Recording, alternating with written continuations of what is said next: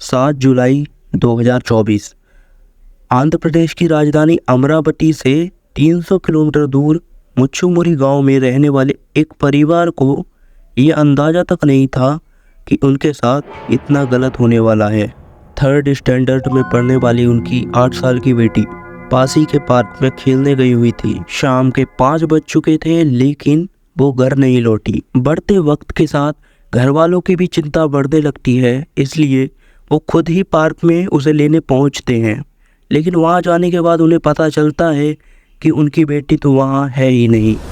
आसपास के लोगों से पूछने पर भी उन्हें यही जवाब मिलता है कि हमने उसे नहीं देखा। बच्ची के माँ बाप परेशान हालत में बच्ची को इधर उधर ढूंढने लगते हैं, लेकिन ढलते सूरज के साथ उनके मन पर अनहोनी का बादल छाने लगा।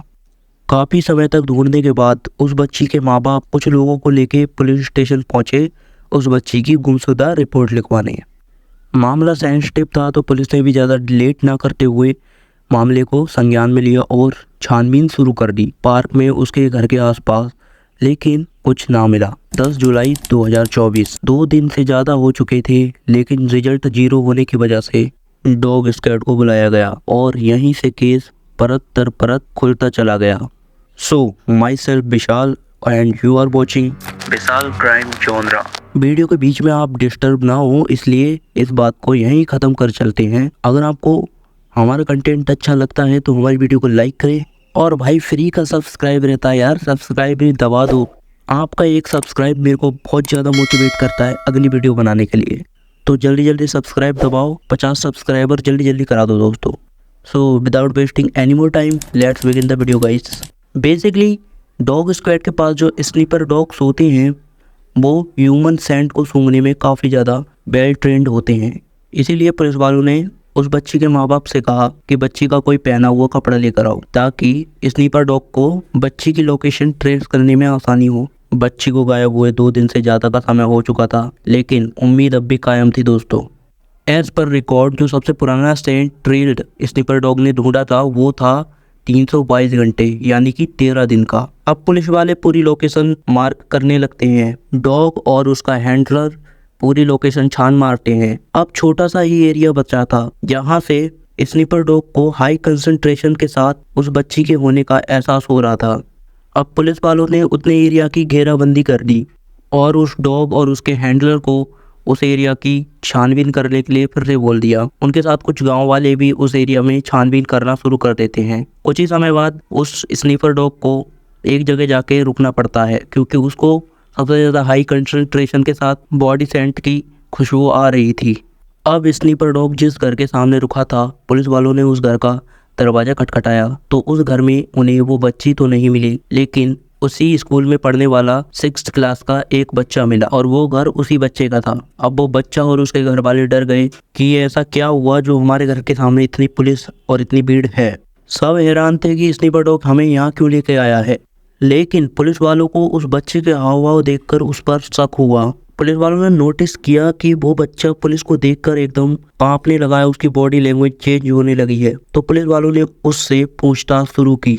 उसने पहले बहुत ज़्यादा अनजान बनने की कोशिश की, जैसे कि वो उस लड़की को जानता ही नहीं, लेकिन वो था तो एक कम उम्र का बच्चा ही। थोड़ी पूछताछ करने पर उसने एक ऐसा सच उगला जो सुनकर आपके भी रोंगटे खड़े हो जाएंगे। 7 जुलाई 2024 वो बच्ची पास ही के पार्क में खेलने गई हुई थी।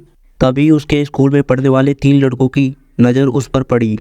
उनमें से 2 लड़के 12 साल के जो 6th क्लास में थे, और एक 13 साल का लड़का था जो 7th स्टैंडर्ड में था, और बच्ची 3rd स्टैंडर्ड में पढ़ती थी। और वो बच्ची उन्हें जानती भी थी, क्योंकि वो एक छोटा सा गाँव है और वहाँ एक स्कूल है। और इसी बात का फ़ायदा उन लड़कों ने उठाया। उस बच्ची को लुका छुपी खेलने के बहाने वहाँ बुलाया। उस बच्ची को क्या पता था कि वो जिन लड़कों को अपनी भाई की निगाह से देखती है वो लड़के एक हैवान है। वो लड़के उस बच्ची को खेल कूद के बहाने मुच्चुमुरी इरिगेशन प्रोजेक्ट हाउस के पास ले गए और बारी बारी से उस बच्ची के साथ रेप करते हैं। वो शोर ना मचा पाए इसलिए वो उसका मुंह दबा लेते हैं। जब उन तीनों ने अपनी पूरी दरिंदगी दिखा दी तो उनको ये डर सताने लगा कि ये लड़की कहीं अपने घर पे ना बता दे, इसलिए उन्होंने उसे जान से मारना ही ठीक समझा और उन तीनों ने उसका मर्डर कर उसे कैनाल में फेंक दिया जो कृष्णा नदी से जाके मिलता है। ये सारा कन्फेशन उस 12 साल के लड़के ने किया था जिसके घर पुलिस पहुंची थी। उसी लड़के ने उन दोनों की भी पहचान बताई। अब उन तीनों को पकड़ तो लिया गया है, लेकिन कम उम्र के होने के कारण उनको क्या ही सज़ा मिलेगी, क्योंकि जिस एज ग्रुप में वो इस टाइम है उस एज में कोई हार्श पनिशमेंट है ही नहीं। लेकिन एक परिवार ने अपनी बच्ची को तो खो ही दिया, क्योंकि उसके भाई बहन इतने छोटे हैं, उनको शायद ही ये पता हो कि उसकी बहन पर क्या बीती होगी। बॉडी अभी तक नहीं मिली है दोस्तों, क्योंकि वाटर लेवल ज़्यादा होने की वजह से कैनाल में बहुत ज़्यादा पानी है। लेकिन इन्वेस्टिगेशन ऑफिसर ने काफ़ी सारी टीमें लगा रखी हैं और smart diver, well train divers लगा रखे हैं कि बॉडी जल्दी से जल्दी मिल सके। इन्वेस्टिगेशन ऑफिसर ने बताया कि वो तीनों बच्चे इतने चालाक थे, क्राइम स्पॉट पर डेली आना जाना था और नॉर्मल बिहेव करना कि कहीं उन पर किसी को शक ना हो जाए। बच्ची के फैमिली के साथ गांव वाले भी प्रोटेस्ट पे उतर गए हैं कि जब क्राइम करने में कोई उम्र का लिहाज नहीं तो फिर सज़ा में कैसा।